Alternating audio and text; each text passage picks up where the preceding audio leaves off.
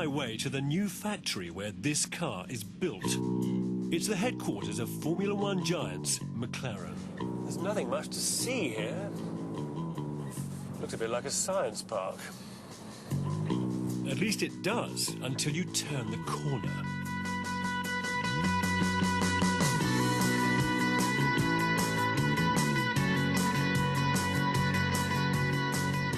The building's in the midst of green belt land, squeezed onto the side of some old farm buildings. Only by keeping very low and flat could it get planning permission. It can't be seen by anyone except its staff and visitors. This is so far from the traditional image of a factory that it's hard to believe they manufacture anything here. Even for corporate offices, this would be remarkably glamorous. But the Mclaren Technology Centre is both offices and functioning factory. It's also a giant display case designed to impress the sponsors Formula One depends upon and to seduce potential customers. In the heart of the building, cars are prepared for the next Grand Prix. In another area, commercial road cars are constructed. At over 300 grand each, these are highly bespoke little numbers, and so is the pristine production line.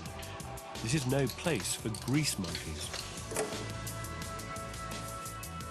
The first area to be built was McLaren's own wind tunnel, which in fact dictated much of the rest of the design. This is where they test the aerodynamic efficiency of the cars.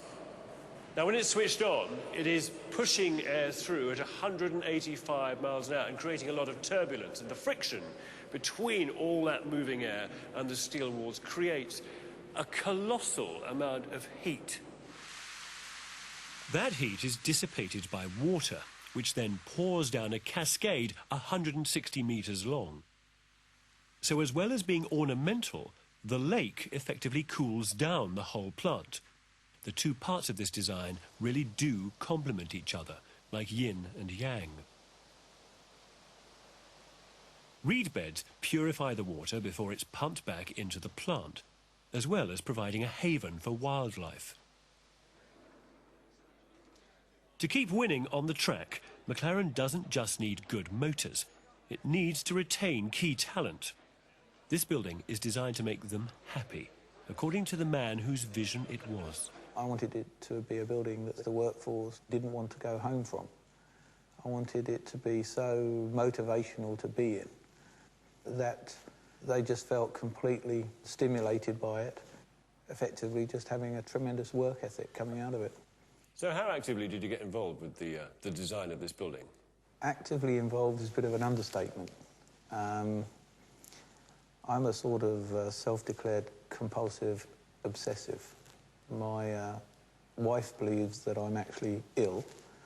I'd like to feel that I'm, just focused and determined, and I just have a tremendous attention to detail. Everything about this building is custom designed, not just the cars. The specially created aluminium window supports even resemble the tail fin of a racer. Ron doesn't like standard bolt heads, so he ordered new designs. And the tread width on the stairs? Well, that's just how Ron likes it too. Ron thinks litter bins look messy, so his engineers created an inbuilt waste solution. He even had the fire exit signs designed in McLaren's typeface. Ron's chosen architect won the Sterling Prize last year with the Gherkin, and also back in 1998 with Duxford Air Museum. Norman Foster's high-tech style made him the perfect match. He shares Ron's obsession with everything being orderly, rational, and pared down to a functional minimum. Foster's speciality is in bringing engineering solutions to architectural challenges. Working with an engineering business was clearly a meeting of minds. The result borders on the anally retentive, but is immaculately realised on an unspecified but surely massive budget. Even without the sports cars, this is the stuff of male fantasy. Certainly for me. There's a dash of Bond villain's lair and more than a whiff of science fiction here. The underground corridors are straight out of Kubrick's 2001. According to Ron, all of this was designed to motivate his staff. And the employees I met all strive to be as perfect as the engineering around them. Working in this building definitely makes you have a far higher professional approach towards what you're doing. I think Ron Dennis's whole culture is very much working to exacting standards, and the building reflects that. I like working in a cleanly, smart environment. And, I mean, the car we're producing is, you know, state-of-the-art. The building we're in is state-of-the-art, and it just makes you work to a higher standard. Surely there are times when you get an oil spillage on the floor. I mean, it must be a pain in the neck to have to clear the place up all the time.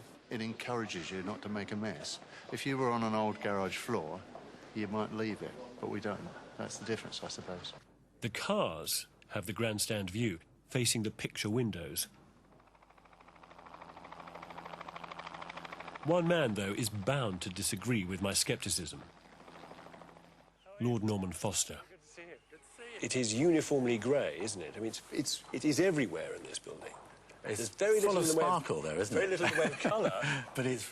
Well, you say that, but, you know, first of all, the grey is, you know, many-toned and lots of sparkle. And no colour. But, you know, the performers of the cars, they're full of colour. The stars. Of course.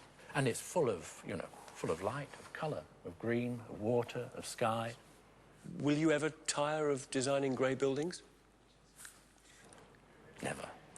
This building is an adventure. It's a romance. It's a celebration. And it's very precise as well. No one can argue with Foster's unique place in British architecture. He impresses the critics with his engineering skill, but also creates buildings the public find beautiful and glamorous. That's why he's won the Sterling twice before, and could do again tonight.